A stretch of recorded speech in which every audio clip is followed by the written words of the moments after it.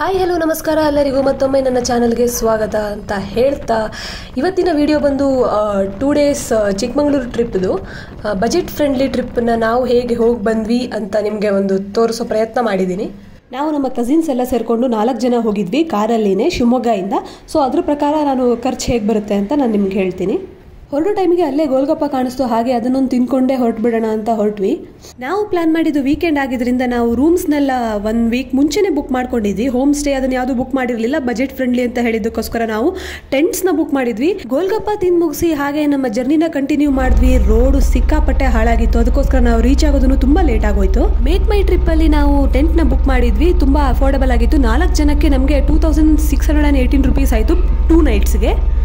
Hostel reach ಆಗೋ ಅಷ್ಟೊತ್ತಿಗೆ 1 ಗಂಟೆ ಆಗೋಗಿತ್ತು. ಹಾಗಾಗಿ ನಾವು ಸೈಲೆಂಟಾಗಿ ಲಗೇಜ್ನೆಲ್ಲ ಎತ್ಕೊಂಡು ನಮ್ಮ ರೂಮ್ ಕಡೆ ಹೊರಟ್ವಿ. ನಮಗೆ ಅಲ್ಲಿ ಹೋದ್ಮೇಲೆ ಎಲ್ಲಿ ಹೋಗಬೇಕು ಏನು ಅಂತ ಗೊತ್ತಾಗಿಲ್ಲ. ಹಾಗಾಗಿ ರಿಸೆಪ್ಷನಲ್ಲಿ ಒಬ್ಬರು ಮಲ್ಕೊಂಡಿದ್ರು ಪಾಪ ಆಲ್ರೆಡಿ. ಅವ್ರನ್ನ ಎಬ್ಸಿ ಕೇಳಿದ್ವಿ, ತುಂಬ ಫ್ರೆಂಡ್ಲಿ ಆಗಿದ್ರು, ಚೆನ್ನಾಗಿ ಮಾತಾಡಿದ್ರು. ನಾವು ಅಷ್ಟು ಲೇಟಾಗಿ ಬಂದ್ರೂ ಒಂಚೂರು ಕೋಪ ಮಾಡ್ಕೊಳ್ಳದೆ ಚೆನ್ನಾಗಿ ರೆಸ್ಪಾಂಡ್ ಮಾಡಿದ್ರು, ತುಂಬ ಖುಷಿ ಆಯಿತು. ಅವತ್ತು ನೈಟು ನಾವು ಊಟ ಮಾಡಿಕೊಂಡೇ ಹೊರಟಿದ್ವಿ, ಅದಕ್ಕೋಸ್ಕರ ನಮಗೆ ಊಟದೇನು ಪ್ರಾಬ್ಲಮ್ ಆಗಿಲ್ಲ. ಶಿವಮೊಗ್ಗದಿಂದ ಚಿಕ್ಕಮಗಳೂರು 3 ಗಂಟೆ ಜರ್ನಿ ಆಗಿದ್ದರಿಂದ ನಾವು ಶಿವಮೊಗ್ಗದಲ್ಲೇ ಊಟ ಮಾಡಿಕೊಂಡು ಅಲ್ಲಿಂದನೇ ಹಾಗೆ ಹೊರಟ್ವಿ. ಅದಕ್ಕೋಸ್ಕರ ನಮಗೆ ಇಲ್ಲಿ ಬಂದು ಊಟದ ಸಮಸ್ಯೆ ಏನೂ ಆಗಿಲ್ಲ. ಅವರು ರೂಮ್ ತೋರಿಸಿದ್ರು, ಹಾಗೆ ನಮಗೆ ರೂಮ್ಗೆ ಹೋಗಿ ಮಲ್ಕೊಂಡಿದ್ರೆ ಸಾಕಾಗಿತ್ತು. ಅವ್ರು ಅಲೋಕೇಟ್ ಮಾಡಿರೋ ಟೆಂಟ್ ಕೂಡ ತುಂಬ ಸ್ಪೇಷಿಯಸ್ ಆಗಿತ್ತು. ನಿಮಗೆ ತುಂಬ ಬಜೆಟ್ ಫ್ರೆಂಡ್ಲಿ ಅಂತಂದರೆ ನೀವು ಅಡ್ಜಸ್ಟ್ಮೆಂಟು ಹಾಗೆ ಮಾಡ್ಕೋಬೇಕಾಗುತ್ತೆ. ಆದರೆ ಟೆಂಟ್ಸ್ ಇದ್ದಿದ್ದ ಪ್ಲೇಸ್ ಮಾತ್ರ ತುಂಬಾ ಚೆನ್ನಾಗಿತ್ತು, ನಮ್ಗೆ ತುಂಬಾ ಇಷ್ಟ ಆಯಿತು. ನಾವು ಇದು ಫಸ್ಟ್ ಟೈಮ್ ನಾವು ಟೆಂಟಲ್ಲಿ ಸ್ಟೇ ಮಾಡಿದ್ದು. ವಾಶ್ರೂಮ್ಸ್ ಆಗಲಿ ಪ್ರತಿಯೊಂದೂ ತುಂಬ ನೀಟಾಗಿ ಕ್ಲೀನಾಗಿ ಇತ್ತು. ಹಾಸ್ಟೆಲ್ಸ್ ಆಗಲಿ ಟೆಂಟ್ ಆಗಲಿ ಈ ಥರ ಏನೋ ಬುಕ್ ಮಾಡ್ತಾ ಇದ್ದೀರಾ ಅಂತಂದರೆ ವಾಶ್ರೂಮ್ಸು ನಿಮಗೆ ಸಪ್ರೇಟಾಗಿ ಸಿಗೋದಿಲ್ಲ, ಒಂದು ಕಾಮನ್ ವಾಶ್ರೂಮ್ ಇಟ್ಟಿರ್ತಾರೆ. ಇಲ್ಲಿ ವಾಶ್ರೂಮ್ಗಳಂತೂ ತುಂಬ ಚೆನ್ನಾಗಿತ್ತು, ಬೆಳಗ್ಗೆ ಬಿಸಿ ನೀರಿತ್ತು, ಎಲ್ಲ ವ್ಯವಸ್ಥೆನೂ ತುಂಬ ಚೆನ್ನಾಗಿತ್ತು. ನಾವು ಕೊಟ್ಟಿರೋ ಪ್ರೈಸ್ಗೆ ತುಂಬ ಜಾಸ್ತಿನೇ ಅನ್ನಿಸ್ತು ನಮಗೆ ಆ್ಯಕ್ಚುಲಿ. ಹೆಂಗೆ ವಿಡಿಯೋ ಮಾಡ್ಕೊತ ಬಂದ ನೋಡಿ ಫ್ರೆಂಡ್ಸ್. ಟೆಂಟ್ಸ್ಗಳಲ್ಲೂ ತುಂಬ ವೇರಿಯೇಷನ್ಸ್ ಇತ್ತು. ನಾವಿದ್ದಿದ್ದು ಚೀಪೆಸ್ಟ್ ಟೆಂಟು, ಅದು ಇಲ್ಲಿದೆ ನೋಡಿ. ಈಗ ನೆಕ್ಸ್ಟ್ ತೋರಿಸೋದು ಇದು ಸ್ವಲ್ಪ ಎಕ್ಸ್ಪೆನ್ಸಿವ್. ಹಾಗೆ ಅದರಲ್ಲಿ ಫರ್ನಿಷಿಂಗ್ ಆಗಲಿ ಒಳಗಡೆ ಇದೆಲ್ಲ ಆಗಲಿ ತುಂಬ ಚೆನ್ನಾಗೇ ಇರುತ್ತೆ. ನಾವು ಸುಸ್ತಾಗಿ ಬಂದು ಮಲ್ಕೊಬಿಡೋಣ ಅಂತ ಅಂದ್ಕೊಂಡವರು ಈ ಪ್ಲೇಸ್ ನೋಡಿ ನಮ್ಗೆ ತುಂಬಾ ಖುಷಿ ಆಯಿತು. ಹಾಗಾಗಿ ಇದನ್ನೆಲ್ಲ ಒಂದು ರೌಂಡ್ ಹಾಕ್ಕೊಂಡು ಬರೋಣ ಅಂತ ಹಾಗೆ ಸುತ್ತಾ ಇದ್ವಿ.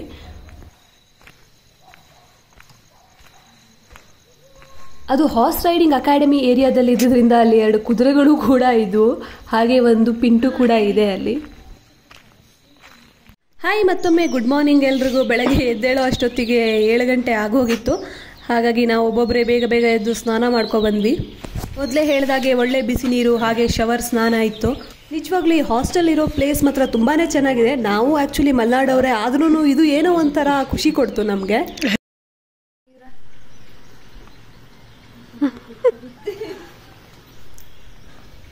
ಈಗ ನೀವು ಟೆಂಟ್ ಒಳಗೆ ಎಷ್ಟು ಜಾಗ ಇದೆ ಅಂತ ನೋಡ್ಬೋದು. ನೋಡಿ ಅಲ್ಲಿ ಚಾರ್ಜಿಂಗ್ ಪಾಯಿಂಟ್ ಇಟ್ಟಿದ್ದಾರೆ, ಈ ಥರ ಡಬಲ್ ಬೆಡ್ ಹಾಕಿರ್ತಾರೆ, ತುಂಬಾ ಸ್ಪೇಷಿಯಸ್ ಆಗಿದೆ. ಈ ಟೆಂಟ್ ಒಂದಿನಕ್ಕೆ 400-500 ಬೀಳುತ್ತೆ ಅಷ್ಟೇ. ಇಲ್ಲಿ ನಾನು ಹಾಗೆ ರೆಡಿ ಆಗಿಬಿಟ್ಟು ಸ್ವಲ್ಪ ಪೋಸ್ ಕೊಡ್ತಾ ಇದ್ದೆ. ಹಾಗೆ ಬೆಳಗ್ಗೆ ಬೇಗ ಎದ್ದು ನಮ್ಮ ಜರ್ನಿನ ಶುರು ಮಾಡಿದ್ವಿ. ಇವತ್ತಿನ ಜರ್ನಿ ಮುಳ್ಳಯ್ಯನಗಿರಿ, ಬಾಬಾ ಬುಡನ್ಗಿರಿ ಹಾಗೆ ಕೆಮ್ಮಣ್ಗುಂಡಿ. ಅಲ್ಲಿಗೆ ಹೊರಡೋಕ್ಕಿಂತ ಮುಂಚೆ ಫಸ್ಟು ತಿಂಡಿಯನ್ನು ತಿನ್ಕೊಳ್ಳೋಣ ಅಂತ ಹೊರಟ್ವಿ. ನಾವು ಹೋಗ್ತಾ ಇರೋ ರೋಡಲ್ಲಿ ಒಂದೇ ಒಂದು ಹೋಟ್ಲು ಕಾಣಿಸಲಿಲ್ಲ, ಅದಕ್ಕೋಸ್ಕರ ಮತ್ತೆ ಚಿಕ್ಕಮಗಳೂರು ಸಿಟಿಗೆ ಬಂದ್ವಿ. ಡಾಕ್ಟರ್ ಬ್ರೋ ಅವರ ಸಜೆಷನ್ ಪ್ರಕಾರ ಮಯೂರ ಹೋಟೆಲಲ್ಲೇ ತಿಂದ್ವಿ. ಓಕೆ ಇತ್ತು, ತೀರಾ ಚೆನ್ನಾಗಿಲ್ಲ ಅಂತಲೂ ಹೇಳಂಗಿಲ್ಲ, ಚೆನ್ನಾಗಿದೆ ಅಂತಲೂ ಹೇಳಂಗಿಲ್ಲ. ನಾರ್ಮಲ್ ಆಗಿ ಒಂದು ಬ್ರೇಕ್ಫಾಸ್ಟ್ಗೆ ಒಳ್ಳೆ ಜಾಗ. ಆಲ್ ಪಾಸಿಬಲ್ ಟ್ರೈ ಮಾಡಿದ.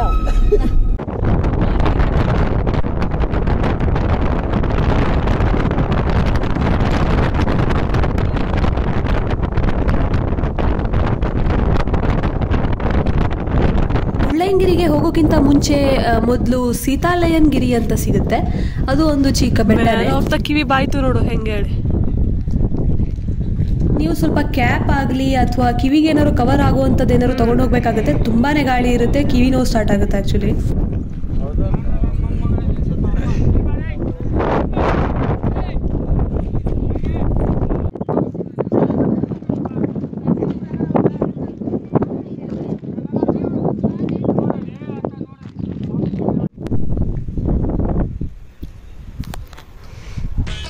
ನಿಂತ್ಕೊಂಡ್ ತೆಗಿಯ ಮುಸ್ತಫಾ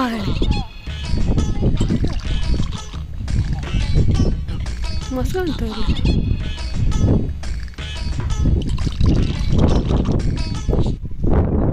ಸೀತಾಳಯ್ಯನಗಿರಿಯಿಂದ ಮುಳ್ಳಯ್ಯನಗಿರಿಗೆ ಸುಮಾರು 3 ಕಿಲೋಮೀಟರ್ ಆಗುತ್ತೆ. ಅಲ್ಲಿ ಜೀಪ್ಗಳ ವ್ಯವಸ್ಥೆ ಇರುತ್ತೆ. 4 ಜನಕ್ಕೆ 300 ರೂಪಾಯಿ ಹೇಳಿದ್ರು. ಜನ ಜಾಸ್ತಿ ಇದ್ದಂಗೆ ರೇಟ್ ಕಡಿಮೆ ಆಗುತ್ತೆ.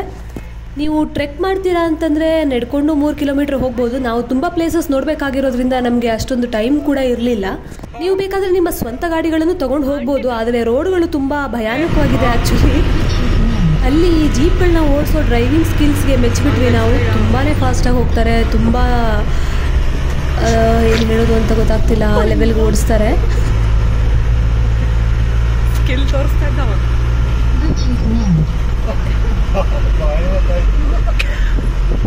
ಇಲ್ಲವೇ ಅನ್ಸಲ್ಲ, ಇನ್ನೂ ಇದ್ದುತ್ತಾಳೆ ಅಲ್ಲಿ. ಆಗಟ್ಟ ಇಂದವ ಹೋದಾಯ್ತು ಅಣ್ಣೆ.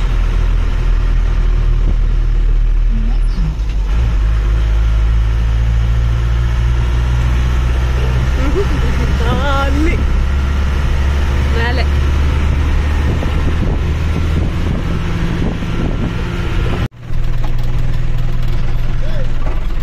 சும்மா கீழே போங்க. வண்டி வந்து இன்னும் 4 வண்டி பாஸ் ஆகும். 3 ಟಿಟಿ வந்திருக்கு. ಮುಳ್ಳಯ್ಯನಗಿರಿ ಹತ್ರ ತಂದು ನಮ್ಮನ್ನ ದಬ ಹಾಕಿದ್ರು. ಅಲ್ಲಿಂದ ಸ್ವಲ್ಪ ಮೆಟ್ಲುಗಳಿದೆ, ಅಲ್ಲಿ ಹತ್ಕೊಂಡು ಹೋದ್ರೆ ಅಲ್ಲೊಂದು ದೇವಸ್ಥಾನ ಇದೆ, ತುಂಬಾನೇ ಚೆನ್ನಾಗಿದೆ. ಇಲ್ಲಿ ನಿಮ್ಗೆ ಮ್ಯಾಗಿಯಿಂದ ಹಿಡಿದು ಎಳ್ನೀರ್ ತನಕನೂ ಎಲ್ಲವೂ ಸಿಗುತ್ತೆ. ಸೋಡಾ, ಜೋಳ, ಏನೇನು ಎಕ್ಸೆಟ್ರಾ ಎಕ್ಸೆಟ್ರಾ. ಸೊ ನೀವು ಇದನ್ನ ತಿನ್ಕೊಂತ ಬೇಕಾದ್ರೂ ಮೇಲ್ಗಡೆ ಹೋಗ್ಬೋದು. ಹೌದು, 2 ಇತ್ತು. ತಗೊಂಡಪ್ಪ, ಇನ್ನು ಮುಗಿದಿಲ್ಲ.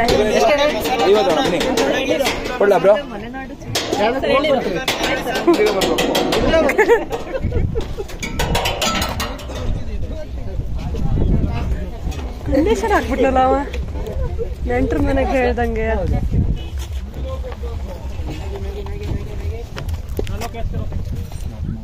ಇಲ್ಲಿ ಸುಮಾರು ಏನಿಲ್ಲ ಅಂದ್ರೂ ಒಂದು 500ಗಿಂತ ಜಾಸ್ತಿ ಮೆಟ್ಲುಗಳಿದೆ. ಮೆಟ್ಲು ಹತ್ತುತ್ತಾ ಹೋದಂಗೆ ಭಯ ಜಾಸ್ತಿ ಆಗ್ತಾ ಹೋಗುತ್ತೆ. ಕೆಳಗಡೆ ನೋಡೋಕ್ಕೂ ಭಯ ಆಗುತ್ತೆ, ಕಾಲುಗಳೆಲ್ಲ ನಡುಗುತ್ತೆ. ಬಟ್ ಆಮೇಲೆ ವಾಪಸ್ ಬರ್ತಾ ಈ ಥರ ಭಯ ಇರಲ್ಲ, ಯಾಕಂದರೆ ಅಭ್ಯಾಸ ಆಗುತ್ತೆ ಅನಿಸುತ್ತೆ ಅಲ್ಲೇ ಇದ್ದು. ಈ ಮುಳ್ಳಯ್ಯನಗಿರಿ ಬಂದು ಕರ್ನಾಟಕದ ಹೈಯೆಸ್ಟ್ ಪೀಕ್ ಅಂತೆ. ನಿಜವಾಗ್ಲೂ ಹೌದು, ಕಾಲಲ್ಲಿ ನಡ್ಕ ಇರೋದು ನೋಡಿದ್ರೆ ಅನ್ನಿಸ್ತಾನೆ ಇದೆ. ಹೀಗೆ ನನ್ನ ಜೊತೆ ಬರ್ತಾ ಇರಿ, ಮೇಲೆ ಹೋಗಿ ಟಾಪ್ನ ದೇವಸ್ಥಾನನ ನೋಡೋಣ. ನಮ್ಮ ಫೋಟೋ ಸೆಷನ್ಸ್ಗಳು ಮಧ್ಯೆ ಈ ಮೆಟ್ಲುಗಳಲ್ಲೇ ನಡೀತಾ ಇದ್ವು.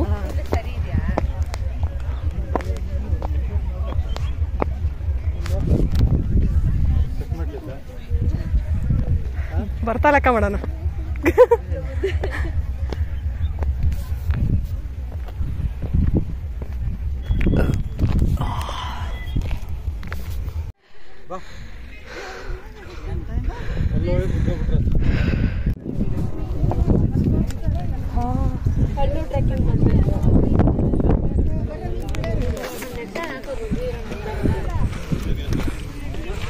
ಫೈನಲಿ ನಾವು ರೀಚ್ ಆಗೇ ಬಿಟ್ವಿ. ನಾನು ಉಸಿರಾಡ್ತಾ ಇರೋದು ನಿಮ್ಗೆ ಕೇಳಿಸ್ತಾ ಇರ್ಬೋದು.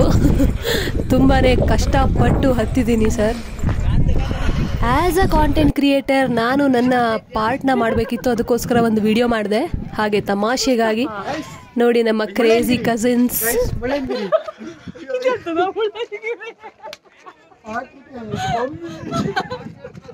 ಮುಳ್ಳಯ್ಯನಗಿರಿಗೆ ಬಂದಿದ್ದೀವಿ ಹೇಳಿ.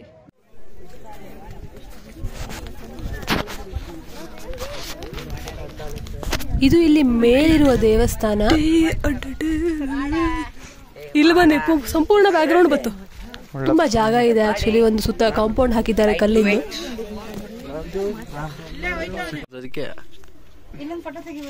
ಅದೇ ಕೆಳಗಿನ ಕಲ್ಲು ಇಲ್ಲಿ ಅಂತದ್ದು ಕಾಣ್ತಿಲ್ಲ ಮೊಬೈಲಲ್ಲಿ. ಮಾಡೋದಷ್ಟೇ ಬಿಟ್ರೆ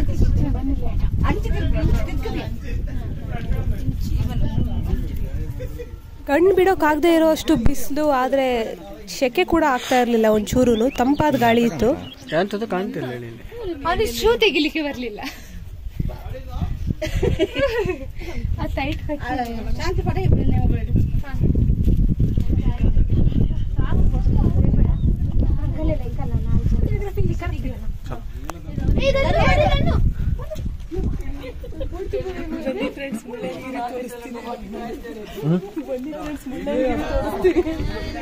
ಬನ್ನಿ ಫ್ರೆಂಡ್ಸ್, ಮಯೂರ ಹೋಟೆಲ್ ತಿಂಡಿ ತಿನ್ಕೊಬಿಟ್ಟು ಮುಳ್ಳಯ್ಯನಗಿರಿ ಬಂದಿದ್ದೀವಿ. ಟೈಮ್ ಅಪರಾಹ್ನ ಆಗಿದೆ ಈಗ.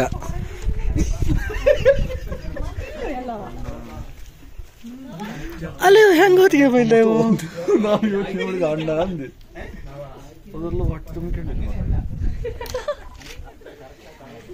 ಹುಟ್ಟಿದಾಗಿಂದಾನು ಇಲ್ಲೇ ಇದ್ದ ಕಾಣ್ತಾ ಇವು ಇಲ್ಲೇ ಹುಟ್ಟಿದ ಕಾಣ್ತ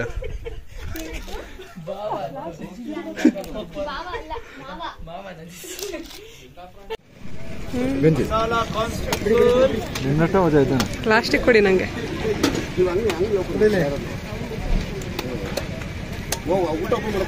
ನೀರದು ಮುಳ್ಳಯ್ಯನಗಿರಿನ ನೋಡಿಕೊಂಡು ಹಾಗೆ ಮತ್ತೆ ಜೀಪ್ಗೆ ವಾಪಸ್ ಬಂದ್ವಿ. ಸುಮಾರು ಟೈಮು 11-11:30 ಆಗೋಗಿತ್ತು. ಈ ಪ್ಲೇಸಲ್ಲಿ ನಾವು ಖರ್ಚು ಮಾಡಿದ್ದು ಒಂದು ಎಳ್ನೀರು ಬಂದು 50 ರೂಪೀಸ್ ಇತ್ತು. ಹಾಗೆ ಜೀಪ್ಗೆ ಹೋಗ್ತಾ ನಮಗೆ 300 ತೊಗೊಂಡ್ರು, ವಾಪಸ್ ಬರ್ತಾ 200 ತೊಗೊಂಡ್ರು. ಯಾಕೆಂದರೆ ಇನ್ನಿಬ್ರು ಯಾರೋ ಎಕ್ಸ್ಟ್ರಾ ನಮ್ಮ ಜೀಪಲ್ಲಿ ಬಂದಿದ್ರು, ಅದಕ್ಕೋಸ್ಕರ ಸ್ವಲ್ಪ ಕಮ್ಮಿ ಆಯಿತು ನಮಗೆ. ಇಲ್ಲೆಲ್ಲೂ ಪಾರ್ಕಿಂಗ್ಗೆ ಹಾಗೆ ಎಂಟ್ರಿ ಫೀ ಆ ಥರ ಏನೂ ಇಲ್ಲ. ಮುಳ್ಳಯ್ಯನಗಿರಿ ರೋಡ್ಗೆ ಬರೋಕ್ಕಿಂತ ಮುಂಚೆನೇ ಒಂದು ಎಂಟ್ರಿ ಫೀ ಕೂಡ ಇರುತ್ತೆ. ಕಾರ್ಗಳಿಗೆ 20 ರೂಪೀಸ್, ಹಾಗೆ 2 ವೀಲರ್ಸ್ಗೆ 10 ರೂಪೀಸ್ ಆ ಥರ ಏನೋ ತಗೋತಾರೆ. ಅದೊಂದು ಎಂಟ್ರಿ ಫೀಸ್ ಬಿಟ್ಟರೆ ಮತ್ತೆ ಇನ್ನೇನೂ ಇಲ್ಲ ಇಲ್ಲಿ.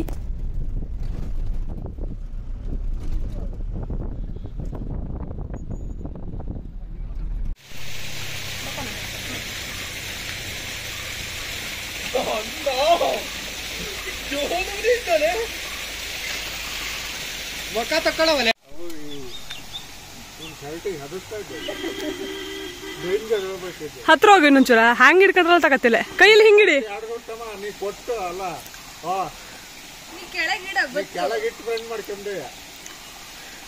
ಅದು ಯಾರದೋ ಪರ್ಮಿಷನ್ ಕೇಳ್ತಾ ಇದ್ದು ಅಲ್ಲಿ ಮ್ಯಾಲ್ ನೋಡಿ. ಬಾ ಈಚಿಗೆ ಬಾ, ಅದು ಹೆದರ್ತಾ ಇದ್ದು. ನೀ ಎಂತ ಅಲ್ಲ, ನೀ ಎಂತ ಸ್ಕೆಚ್ ಮಾಡ್ತಾ ಇದ್ದ ಹೇಳೋದು ಹೆದರಿದ್ದ.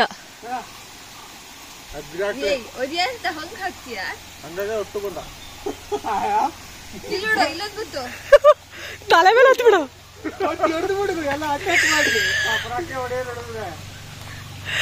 ನಂಗ ಮಾಡ್ಬಿಡೋದ ಕಾರ್ತಿಕ್.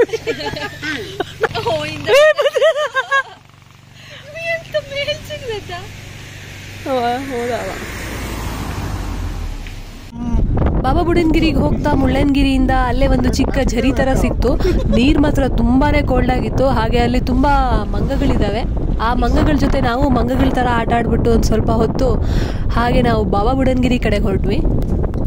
ಇಲ್ಲೂ ರೋಡ್ ತುಂಬ ಭಯಾನಕವಾಗಿದೆ. ಎಲ್ಲ ಕಡೆನೂ ರೋಡ್ ತುಂಬ ಭಯಾನಕವಾಗಿದೆ. ಗುಡ್ಡ ಕೊರೆದ್ಬಿಟ್ಟು ರೋಡ್ ಮಾಡಿದ್ದಾರೆ ಅನಿಸುತ್ತೆ. ಬಾಬಾ ಬುಡನ್ಗಿರಿನ ದತ್ತಪೀಠ ಅಂತಲೂ ಕರೀತಾರೆ. ಅದನ್ನು ಮುಗಿಸ್ಕೊಂಡು ನಾವು ಅಲ್ಲೇ ಹತ್ತಿರದಲ್ಲಿ ಇರೋ ಮಾಣಿಕ್ಯಧರ ಅಂತ ಒಂದು ಫಾಲ್ಸ್ ಇದೆ, ಅದೊಂದು ತುಂಬ ಚೆನ್ನಾಗಿದೆ. ಅದಕ್ಕೋಸ್ಕರ ಅಲ್ಲಿ ಬಂದ್ವಿ. ಬಾಬಾ ಬುಡನ್ಗಿರಿಯಲ್ಲಿ ನಮಗೆ ವಿಡಿಯೋ ಮಾಡೋಕ್ಕೆ ಬಿಡಲಿಲ್ಲ, ತುಂಬ ಸ್ಟ್ರಿಕ್ಟ್ ಆಗಿತ್ತು. ಫೋನ್ ಏನು ಅಲೋ ಇರಲಿಲ್ಲ ಒಳಗಡೆ. ಅಲ್ಲೂ ಎಂಟ್ರಿ ಫೀ ಆ ಥರ ಏನೂ ಇರಲಿಲ್ಲ. ಹಾಗೆ ನಾವು ಅಲ್ಲಿ ಮುಗಿಸ್ಕೊಂಡು ಅಲ್ಲೇ ಮತ್ತೆ 3 ಕಿಲೋಮೀಟ್ರ್ ದೂರದಲ್ಲಿ ಮಾಣಿಕ್ಯಧರ ಅಂತ ಒಂದು ಫಾಲ್ಸ್ ಇದೆ, ಅಲ್ಲಿ ಬಂದ್ವಿ. ಅಲ್ಲಿ ನೋಡಲೆ ಬಾಟ್ಲಿ ಎಲ್ಲ ಒಗೆದಿದ್ದಾಣ. ಇಲ್ಲಿ ನಿಮಗೆ ಎಂಟ್ರಿ ಫೀ ಇರುತ್ತೆ, 10 ರೂಪೀಸ್ ಇರುತ್ತೆ ಪರ್ ಪರ್ಸನ್. ಇಲ್ಲಿ ಮೇನ್ ಪ್ರಾಬ್ಲಮ್ ಎಂತ ಗೊತ್ತಿದ್ದಾನ, ಹತ್ರ 1-1.5-2 ಕಿಲೋಮೀಟರ್ ಎಂತದ್ದು ಇಡ್ಲಾಗ ಅವಾಗ ಎಂತ ತಂದ್ಕತ್ತಿಲ್ಲ. ಹೌದಾ, ಇಲ್ಲಿ ತಗತ್ವಾ ತಿನ್ಕೋದಿನ ಅರ್ಧ ಕಿಲೋಮೀಟರ್ ಹೋಗ್ತಾ ಅಲ್ವಾ ಹೋಗ್ತಾ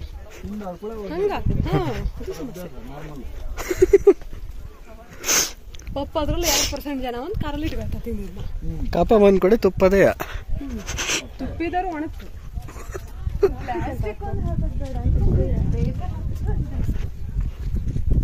ತುಂಬಾ ಪ್ಲಾಸ್ಟಿಕ್ ಅದು ಇದನ್ನ ಬಿಸಾಕಿದ್ರು. ಹಾಗಾಗಿ ಅದನ್ನ ಡಿಸ್ಕಸ್ ಮಾಡ್ತಾ ಹಾಗೆ ಕೆಳಗೆ ಇಳಿತಾ ಇದ್ವಿ. ಪ್ಲೀಸ್ ದಯವಿಟ್ಟು ಈ ತರ ಜಾಗಗಳನ್ನ ಹಾಳು ಮಾಡಬೇಡಿ. ಉಳಿದಿರೋದು ಇದೇ ನೇಚರು. ಬೆಂಗಳೂರು ಅದು ಇದು ಎಲ್ಲ ಹಾಳಾಗಿ ಹೋಗಿದೆ ಆಲ್ರೆಡಿ. ಹಾಕಿದ್ದಿಲ್ಲ ಇನ್ನು ಅಂದ್ರೆ ಹಾಕ್ತಿದ್ದೆ. 2 days ಅಲ್ಲಿ ಕೊಡ್ತಾರೆ, 2 days ಅಲ್ಲಿ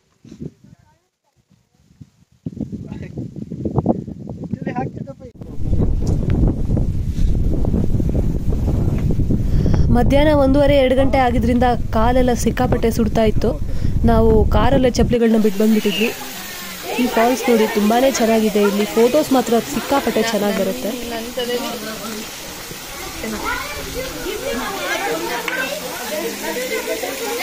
ಮೊಬೈಲಲ್ಲೂ ಚಲೋ ಬರ್ತಿತ್ತು ಇಲ್ಲಿ ಫೋಟೋ.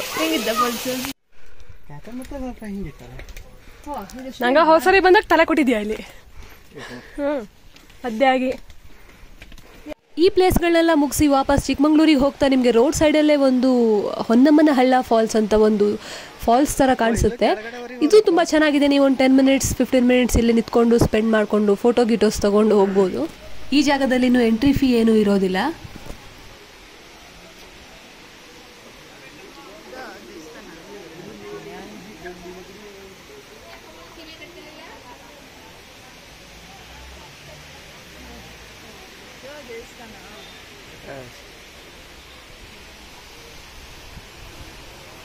ಈಗ ಆಲ್ರೆಡಿ ಸುಮಾರು 2 ಗಂಟೆ ಆಗೋಗಿತ್ತು ಈ ಜಾಗಕ್ಕೆ ಬರೋಷ್ಟೊತ್ತಿಗೆ. ನಮಗೆ ಹೊಟ್ಟೆನೂ ತುಂಬ ಹಸಿತಾ ಇತ್ತು. ಹಾಗೆ ಆನ್ ದ ವೇ ಅಲ್ಲಂತೂ ಯಾವುದೂ ಹೋಟೆಲ್ ಸಿಗಲಿಲ್ಲ. ಹಾಗಾಗಿ ಹುಡ್ಕೊಂಡು ಹೊರಟ್ವಿ ನಾವು ಹೋಟೆಲ್ನ. ಹಾಗೆ ವಾಪಸ್ ಬರ್ತಾ ಬರ್ತಾ ಇಲ್ಲಿ ಯಾವುದೋ ಒಂದು ಸ್ವಲ್ಪ ಸಿಟಿ ಥರ ಕಾಣಿಸ್ತು. ಅಲ್ಲಿ ವೆಜ್ ಹೋಟೆಲ್ ಹಾಗೆ ನಾನ್ ವೆಜ್ ಹೋಟೆಲ್ಗಳೆಲ್ಲ ಇದ್ವು. ಸೊ ವೆಜ್ ಹೋಟೆಲ್ಗೆ ಬಂದ್ವಿ. ಒಂದು ಊಟ ಬಂದುಬಿಟ್ಟು 60 ರೂಪಾಯಿ ಇತ್ತು. ಇಲ್ಲಿ ತುಂಬಾ ಚೆನ್ನಾಗಿತ್ತು ಊಟ. ಶಿಸ್ತುಬದ್ಧ.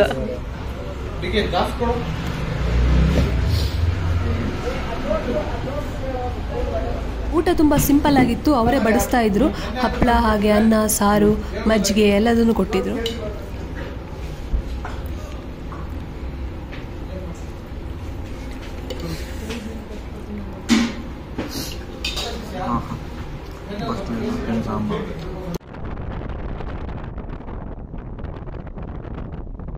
ಚೆನ್ನಾಗಿ ಊಟ ಮಾಡಿಕೊಂಡು ಹಾಗೆ ಅಲ್ಲಿ ಇಲ್ಲಿ ಸುತ್ತಾಡಿಕೊಂಡು ಈಗ ಮತ್ತೆ ಕೆಮ್ಮಣ್ಣಗುಂಡಿಗೆ ಹೊರಟ್ವಿ ನಾವು.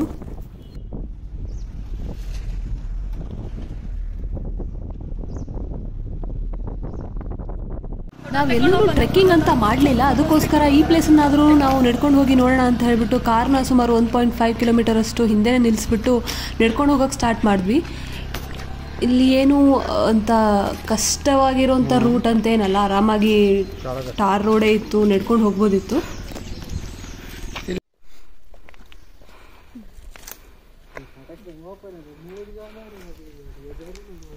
ಫೈನಲಿ ನಾವು ರೀಚ್ ಆದ್ವಿ. ಇದಕ್ಕಿಂತ ಮುಂಚೆನೇ ನಾವು ಬರ್ತಾ ಅಲ್ಲಿ ಎಂಟ್ರಿ ಫೀ ಅಂತ ತಗೋತಾರೆ. ಪರ್ ಪರ್ಸನ್ ನಡ್ಕೊಂಡು ಬಂದರೆ ನಿಮಗೆ 10 ರೂಪೀಸ್ ಇರುತ್ತೆ. ವೆಹಿಕಲಲ್ಲಿ ಬಂದರೆ 4 ವೀಲರ್ಗೆ ಬೇರೆ 2 ವೀಲರ್ಸ್ಗೆ ಬೇರೆ ರೇಟ್ಗಳಿರುತ್ತೆ. ಸ್ವಲ್ಪ ಎಕ್ಸ್ಪೆನ್ಸಿವ್ ಅಂತ ಅನ್ನಿಸ್ತು. ಯಾಕೆಂದರೆ ಕಾರ್ಗಳಿಗೆ 120 ರೂಪೀಸ್ ಏನೋ ಇತ್ತು. ಬಟ್ ನಡ್ಕೊ ಬಂದ್ರೇ ಬೆಟರ್ ಅನಿಸುತ್ತೆ. ನಿಮ್ಗೆ ಒಂದು ಟ್ರೆಕ್ ಮಾಡಿದಾಗೂ ಆಗುತ್ತೆ, ಹತ್ರ ಎಲ್ಲ ನೋಡಿದಾಗೂ ಆಗುತ್ತೆ. ಚೆನ್ನಾಗಿದೆ ರೋಡು. ಆ್ಯಕ್ಚುಲಿ ಸ್ವಲ್ಪ ಅಪ್ಪಿದೆ ಅಷ್ಟೇ, ಬಿಟ್ಟರೆ ಸ್ವಲ್ಪ ಸುಸ್ತಾಗುತ್ತೆ. ಸೊ ಕೆಮ್ಮಣ್ಣಗುಂಡಿನೂ ತುಂಬ ಚೆನ್ನಾಗಿ ಮಾಡಿದ್ದಾರೆ. ನಾವು ಲಾಸ್ಟ್ ಟೈಮ್ ಬಂದಾಗ ಈ ಥರ ಇರಲಿಲ್ಲ. ಈಗ ಎಲ್ಲ ಪಾರ್ಕ್ ಥರ ಎಲ್ಲ ಮಾಡಿಬಿಟ್ಟು ನೀಟಾಗಿ ಮಾಡಿದ್ದಾರೆ. ನೀವು ನಿಮ್ಮ ಕಾರ್ ಹಾಗೂ ಬೈಕ್ಗಳನ್ನ ತೊಗೊಬಂದ್ರು ಇಲ್ಲಿ ನಿಲ್ಸೋಕ್ಕೆ ತುಂಬಾ ಜಾಗ ಇದೆ. ಪಾರ್ಕಿಂಗ್ ಏರಿಯಾ ಥರ ಎಲ್ಲ ಮಾಡಿದ್ದಾರೆ. ಹಾಗೆ ವಾಶ್ರೂಮ್ಸ್ ಕೂಡ ಅವೈಲೇಬಲ್ ಇರುತ್ತೆ. ಅಂತದಾ ಅಲ್ಲಿದ್ದ ವ್ಯೂ ಪಾಯಿಂಟ್ 5 ನಿಮಿಷಕ್ಕೆ ಹೋಗ್ತೇನೆ. ಇದಿನ್ನೂ ಕಂಪ್ಲೀಟ್ ಆಗಿರಲಿಲ್ಲ. ಈ ಕಡೆ ಎಲ್ಲ ಇನ್ನೂ ಏನೋ ಮಾಡ್ತಾ ಇದ್ದಾರೆ ಅಂತ ಅನಿಸುತ್ತೆ. ಅದು ಹೆಂಗೆ ಮನಗಿದ್ ನೋಡ, ಅದು ಹೆಂಗೆ ಮನಗಿದ್ ನೋಡ. ಕೆಮ್ಮಣ್ಣಗುಂಡಿಗೆ ಬರೋ ಅಷ್ಟೊತ್ತಿಗೆ ಸುಮಾರು 6 ಗಂಟೆ ಆಗೋಗಿತ್ತು. ಸನ್ಸೆಟ್ಗೆ ಕರೆಕ್ಟಾಗಿ ಬಂದಿದ್ವಿ. ನಾವು ಲೀಸ್ಟ್ ಮಾಡ್ಕೊಂಡಿದ್ದಂಥ ಪ್ಲೇಸ್ನೆಲ್ಲ ನೋಡಾಯಿತು. ಸೊ ಲಾಸ್ಟ್ ಬಂದು ಕೆಮ್ಮಣ್ಣಗುಂಡಿ ಆಗಿತ್ತು. ಅದನ್ನು ನೋಡಿಕೊಂಡು ಹಾಗೆ ನಾವು ವಾಪಸ್ ಹೊರಟ್ವಿ. ಹಾಸ್ಟೆಲಲ್ಲಿ ಊಟದ ಫೆಸಿಲಿಟಿ ಏನೂ ಇರೋದಿಲ್ಲ. ಹಾಗಾಗಿ ನಾವು ಚಿಕ್ಕಮಂಗ್ಳೂರಲ್ಲೇ ಊಟನ ಮುಗಿಸ್ಕೊಂಡು ಸೀದಾ ಹಾಸ್ಟೆಲಿಗೆ ಬಂದ್ವಿ. ಬೇಸಿಕ್ ತಿಂಡಿ ಹಾಗೆ ಊಟ ಹಾಗೆ ಎಂಟ್ರಿ ಫೀಸ್ಗಳು ಅದನ್ನೆಲ್ಲ ಎಷ್ಟು ಆಗುತ್ತೆ ಟೋಟಲ್ ಅಂತ ನಾನು ಇಲ್ಲಿ ಹಾಕ್ತೀನಿ. ಅದನ್ನು ನೀವು ಬೇಕಾದರೆ ರೆಫರ್ ಮಾಡ್ಕೋಬಹುದು. ಉಳಿದಿದ್ದು ನಿಮಗೆ ಬಿಟ್ಟಿದ್ದು. ನೀವು ಹೇಗೆ ತಿಂತೀರಾ, ನಿಮ್ಮ ಫುಡ್ ಹ್ಯಾಬಿಟ್ಸ್ ಹೇಗಿದೆ ಅದ್ರ ಮೇಲೆ ಡಿಪೆಂಡ್ ಆಗುತ್ತೆ. ನಿಮಗೆ ವಿಡಿಯೋ ಇಷ್ಟ ಆಗಿದ್ರೆ ಲೈಕ್ ಮಾಡಿ, ಶೇರ್ ಮಾಡಿ, ಸಬ್ಸ್ಕ್ರೈಬ್ ಮಾಡಿ ಅಂತ ಹೇಳ್ತಾ ಇನ್ನೊಂದು ವಿಡಿಯೋ ಒಂದಿಗೆ ಮತ್ತೆ ಸಿಗ್ತೀನಿ. ಬಾಯ್ ಬಾಯ್.